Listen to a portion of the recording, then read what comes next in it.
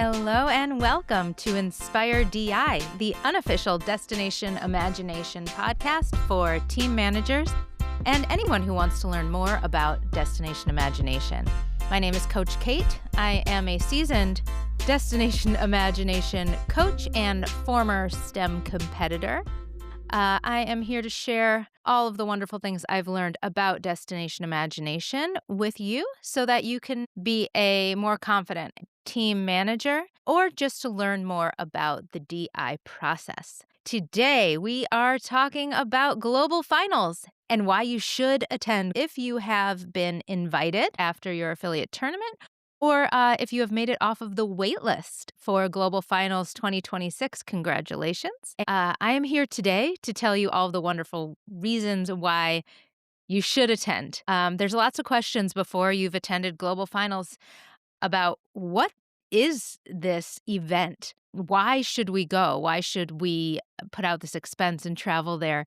And let me tell you, there are many, many reasons. I'm going to touch on a few of them today and give a little bit more of a sneak peek into what Global Finals is all about.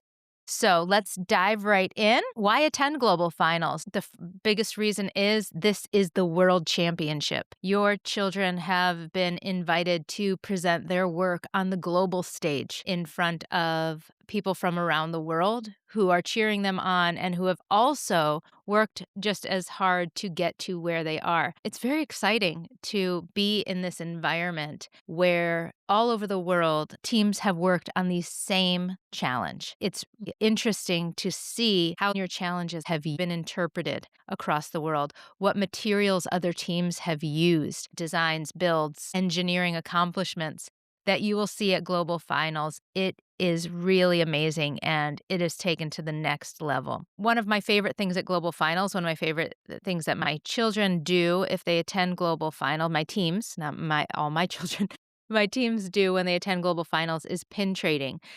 In a later podcast, we will go all into the details of pins and pin trading and what it's all about. But basically, every affiliate will put out a pin or a set of pins that you can either buy from your affiliate or your affiliate will provide you. Sometimes individual teams or regions will also make pins and bring those to Global Finals. There is a large ballroom at the convention center where Global Finals is held in Kansas City, Missouri. And in that ballroom are tables and tables and tables of people trading their pins.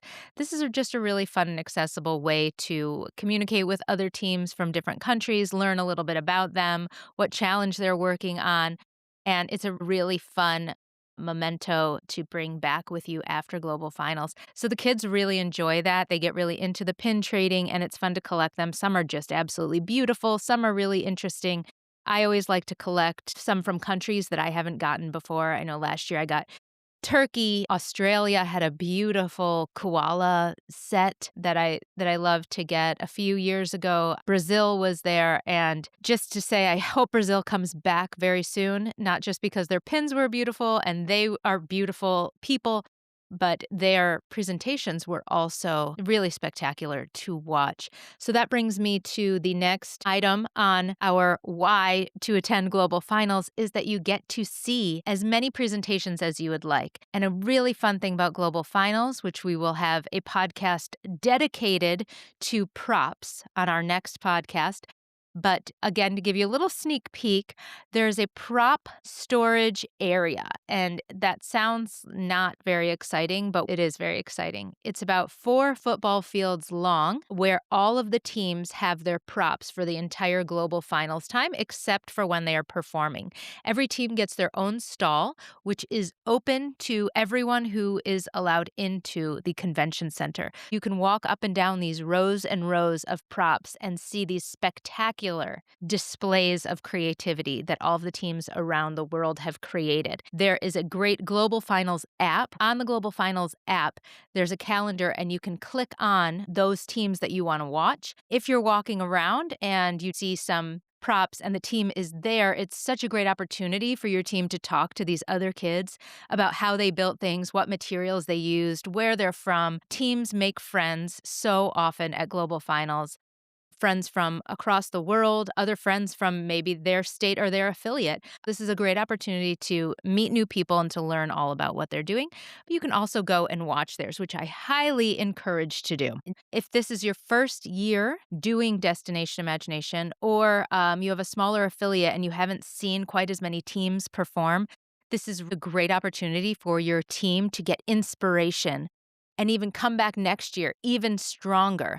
If your DI team sees something really neat, they should ask that team how they built it. Another reason to attend global finals is these fun events and traditions that go on every year. The greatest spectacular event and show of creativity is the opening ceremonies. Opening ceremonies are a wonderful, really loud, hyped event in a huge Kansas City arena. It starts off with a parade of nations. Basically, a parade of affiliates is what it is, because every state in the United States and every affiliate from other countries will have a team that gets to parade into the arena with their affiliate sign, with their state or country sign, and they go and sit right in the middle of the arena with their affiliate coordinators. Now, this is so exciting to see these teams parade in. We all get to cheer for the teams from around the world, and it's just a spectacular event. Every team sits with their affiliate. Every affiliate is wearing similar colors, so it's sort of like a rainbow of colors throughout the arena in the opening ceremony. It's really fun. There's people with light sticks, there's beach balls flying through the air. It's a big, big party. There's usually a wonderful show highlighting the local performing arts community in Kansas City. There'll be some spectacular show. There was acrobats one year that we were there. There were gigantic puppets flying through the audience. I believe that was last year. There's been dance troupes. There's been all different types of performing arts displayed at the opening ceremony. For those students who are sensitive to sound, sensitive to blinking lights, or if there's family at home that did not make the trip, all of the big ceremonies like opening ceremony and closing ceremony and potentially graduation ceremony, we'll talk a little bit about that in another podcast, but the large ceremonies are live streamed. So if someone isn't able to be in the arena with us, you can always catch it on your computer. What else is there to do while you're at the convention center? So many things throughout the day, so many activities and events. Every year they're a little bit different. They shake them up, but it is always fun things going on. There's a big inflatable bounce house and games display in the middle of the prop storage area.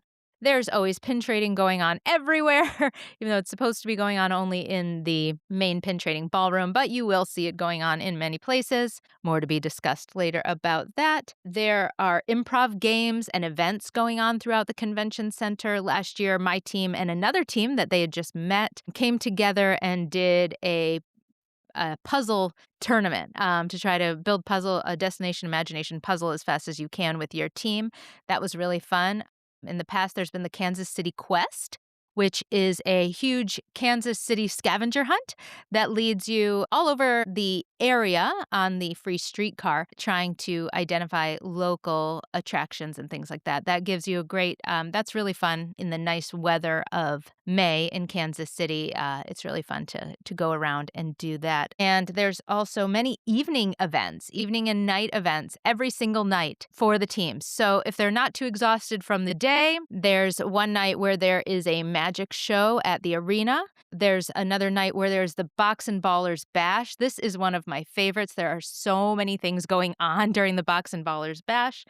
I have a team member who, if we attend global finals this year, is really excited to participate in the duct tape costume parade. This is where many students and team managers and family members have created costumes out of duct tape, and this is the time to display it. In past years, I've seen full suits made of duct tape, purses, skirts, hats, masks, everything you can imagine made of duct tape.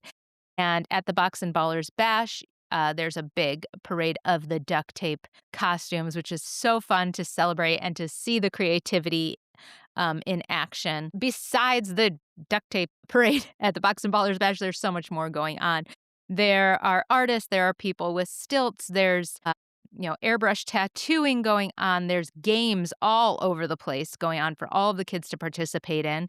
There's a movie room where if there's kids that don't feel like running around and just want to sit, there's a huge projector in a movie room, at least one going on last year, actually. So there might be more of that. It's always just a really fun event to attend. There's closing ceremonies where they announce all of the winners. It's another great celebration of the entire event. After the closing ceremony, if your kids aren't too tired, and there is an after party. They bring pizza, there's a DJ, it's really fun, and tons of pin trading all around. There's balloon artists making hats and wings and everything you could imagine out of balloons.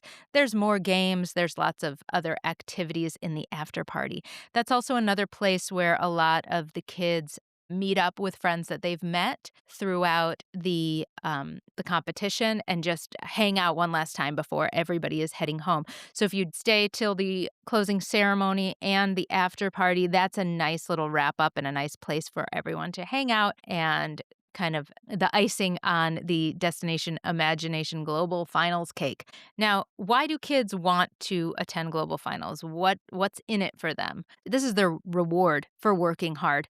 They have worked so hard for this whole season, putting together their work, and it's another opportunity to show it off. So that's really exciting. That's a really great opportunity to get to show off your stuff one more time. If your team is going to global finals, they can make any changes that they want. Now, if they want to improve on what they did in their regional and affiliate tournaments, they are free to do that. They can make any changes that they want. The only changes you can't make, you cannot change challenges, you cannot do a different challenge, and you cannot add any team members. Once you have qualified for global finals, no new team members can be added. So those are the only two things you can't do. If your team wants to rewrite their whole thing and make all new props, they are free to do that. They're free to make any changes that they want. So if they look at their scores and they want to improve on those from their affiliate tournaments, go for it. They can do that. This is a celebration, and you want them to bring something that they are proud of. And even if your team thinks maybe this is not the year that they're going to win global finals, it's still an amazing experience for so many reasons. One, as I said, they get inspiration for continuing on next year and the years to come. They really get to see what you can possibly do in Destination Imagination, what other teams are doing from around the world, what materials they're using, what they're building. It's really spectacular. So that's an opportunity they get. And then if we want to be a little more practical here, why us parents? Why are we spending so much money to go to this? Well, it does look quite impressive on the resume. So if your elementary or middle school children have qualified for global finals and are looking to apply to a private school for later on in their education, this looks really great that they have won an affiliate tournament and went to global finals. Looks even better if they win global finals. But again, that's hard to do. There are many, many, many teams there. So just trying their best and attending global finals looks good. If your kid is applying to college, scholarship opportunities open up for them if they've attended global finals. Engineering and STEM programs love to see this on the resumes. Performing arts programs love to see Destination Imagination on the resumes. And college applications and college scholarships. This is a way to distinguish yourself. If your kids continue on doing Destination Imagination for many years, colleges love to see commitment to an activity. And what other activity is more fun than Destination Imagination? But also shows how someone can be a person who works on a team, a person with organizational skills, who can build things and create things, who can innovate. So these are all the reasons why it looks great for your kids on paper to go to global finals. This is a once-in-a-lifetime experience. Your team gets to take this trip together. They get to compete. They get to meet people from all over the world, and you really don't have an opportunity for this type of experience in many places. DI is unique that even though this is a competition, every team is so supportive of other teams. This is not a place where it is cutthroat competition. This is a celebration of everyone's creativity. I know my teams in the past have loved to make friends with other teams and cheer them on, even teams in their own level and category. My high school team follows teams that they have met at tournaments. And they're all messaging each other throughout the year. And it was quite a bonding experience. There's not many activities like Destination Imagination where you could come and compete against people throughout the world, but also be cheering them on and celebrating their creativity. I highly, highly encourage your team to do their best to attend Global Finals if they did get invited to Global Finals. This is an event like none other, and I hope to see you there. I hope my team is there, and I hope your team is there. It is a great event. Please subscribe and follow this podcast because I am going to be pumping out podcasts multiple times a week from now leading up to Global Finals. Every podcast will have a topic having to do with important information for Global Finals. Our next podcast will be about props. Please come back so you can learn all about props, prop storage, prop transportation, and prop movement throughout tournament, and everything your team will need to know to be best prepared to present at Global Finals. We will then follow that up with housing and food recommendations, how to navigate Kansas City, this great foodie town, and the multiple options for accommodations and what I recommend. We'll also be following that up with what to do in Kansas City. We will be continuing to talk more and more about Global Finals, and we'll also talk about the registration process. We will have podcast about fundraising. So I hope you come back. Please feel free to go onto Facebook or Instagram and follow Inspire DI, where we will send updates anytime there is a new podcast that you can listen to. I try to make them short and sweet and get to the point and give you as much information as possible in the shortest amount of time so that you can go on with your day and feel like you know a little bit more about what to expect at Global Finals. So thank you very much for listening. My name is Coach Kate. You can contact me at CoachKateDI@gmail.com.